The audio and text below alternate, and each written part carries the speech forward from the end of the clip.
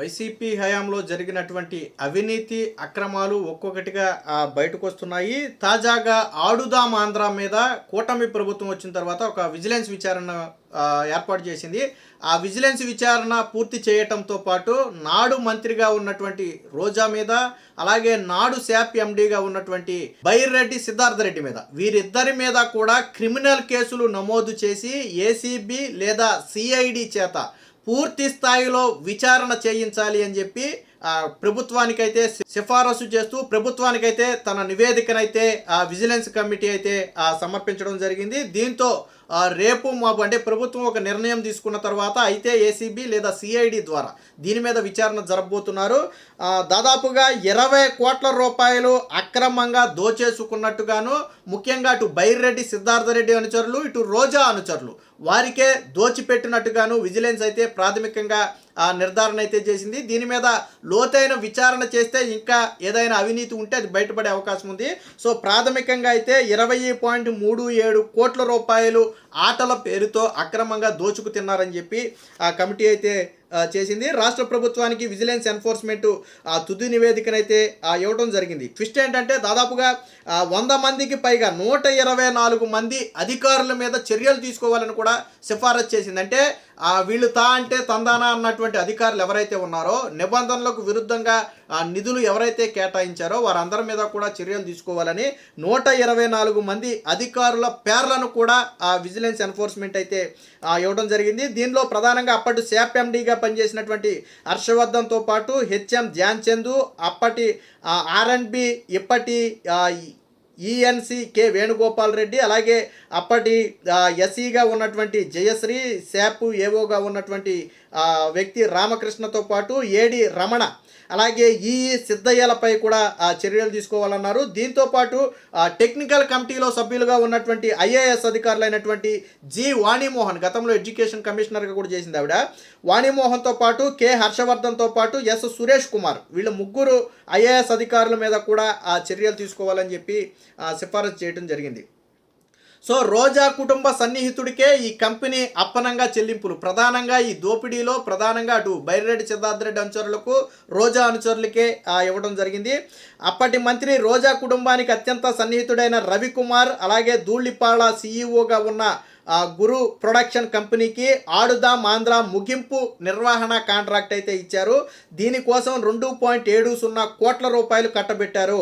ఆ సంస్థ 53 లక్షల ఖర్చులకే బిల్లులు సమర్పించింది. మిగతా 2.17 కోట్లకు సంబంధించి వివరాలన్నీ ఎక్సెల్ షీట్లో రాసిచ్చారే తప్ప సంబంధిత ఓచర్లు కానీ, రసీదులు కానీ, బిల్లులు కానీ ఏమీ సమర్పించలేదు. అంటే ముగింపు కార్యక్రమానికి 2.70 కోట్లు కేటాయిస్తే కేవలం 53 లక్షలకు మాత్రమే సరిపోలే బిల్లులు వాళ్ళ దగ్గర ఉన్నాయి. మిగతా 2 కోట్లు స్వాహ, గుట్టకాయ స్వాహ, 2.17 గుట్టకాయ స్వాహ. ఎందుకంటే ఈ 2.17 ఎలా సరిపెట్టారో తెలుసా? ఎక్సెల్ షీట్లో వేసారంట, దీనికింత దీనికింత దీనికింత అని. అలా ఎలా కుదురుద్ది? ఏదైనా మనం కార్యక్రమాన్ని నిర్వహించినప్పుడు సంబంధిత బిల్లులన్నీ కూడా ఇవ్వాలి, ఇచ్చిన తర్వాతే నిధులు విడుదల ఉంటుంది. కానీ ఏమీ ఇవ్వలేదు. అంటే 50 లక్షలతో పోయేదానికి 2.5 కోట్లకు పైగా, 2.70 పైగా బిల్లులు ఇచ్చారు. అంటే దాదాపు 2.20 రూపాయలు వీళ్ళు తినేశారు. సరే, ఇందులో ఎవరి వాటా ఎంత ఏంటనేది కూడా తేలాల్సి ఉందనుకో. ముగింపు వేడుకల్లో నిర్వహించాల్సిన డ్రోన్ షో రద్దయినప్పటికీ కూడా పూర్తి పేమెంట్ 65 లక్షలను గురు ప్రొడక్షన్స్కు చెల్లించారు. వాస్తవానికి ఈ ముగింపులో డ్రోన్ షో ఒకటే ఏర్పాటు చేశారు. ఆ డ్రోన్ షోకు గాను 65 లక్షల రూపాయలు ప్రభుత్వం కేటాయించింది. చివరిలో డ్రోన్ షో ఏమైంది? రద్దు అయింది. అప్పుడు ఏం చేయాలి? 65 లక్షలు ప్రభుత్వం చెల్లించకూడదు.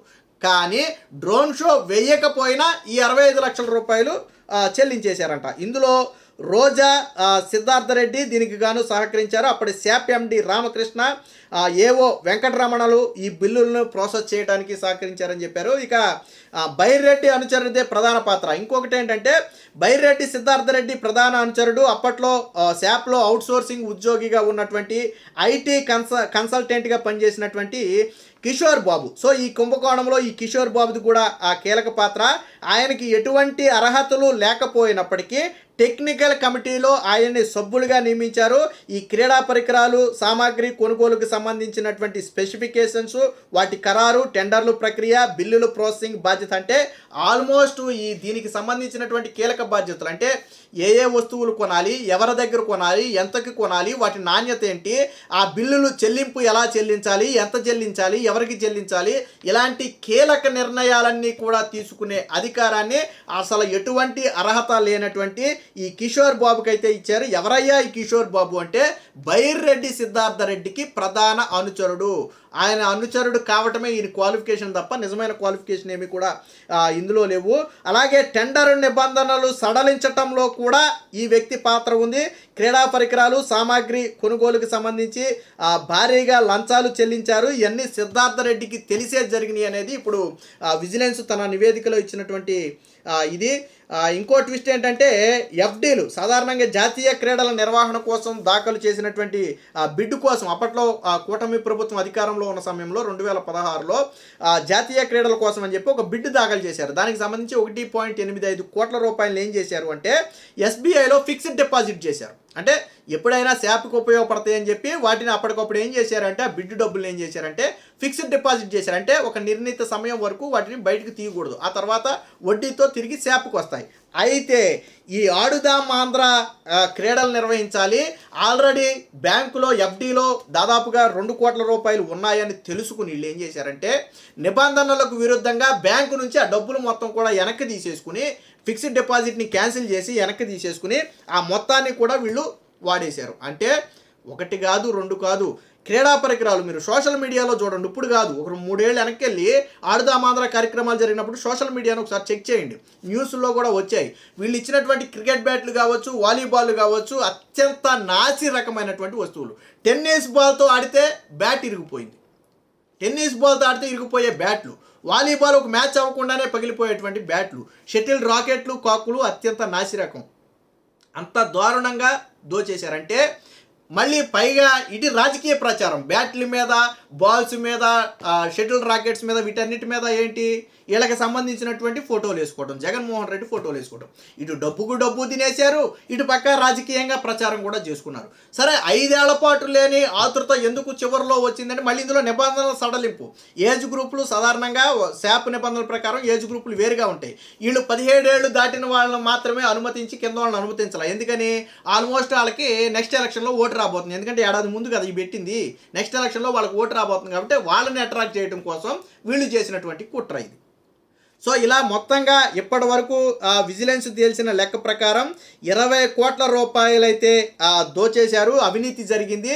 దీనిలో అప్పటి మంత్రి రోజా పాత్ర, శాప్ చైర్మన్గా ఉన్నటువంటి బైర్రెడ్డి సిద్ధార్థ రెడ్డి పాత్ర, ఇద్దరి పాత్ర ఉందని చెప్పి అధికారులైతే నిర్ధారణకు వచ్చి ఏసీబీతో కానీ సిఐడితో కానీ రాష్ట్ర ప్రభుత్వం ఇన్వెస్టిగేషన్ చేయిస్తే దీనికి సంబంధించినటువంటి మరికొన్ని మూలాలు బయటకు వచ్చే అవకాశం ఉంది.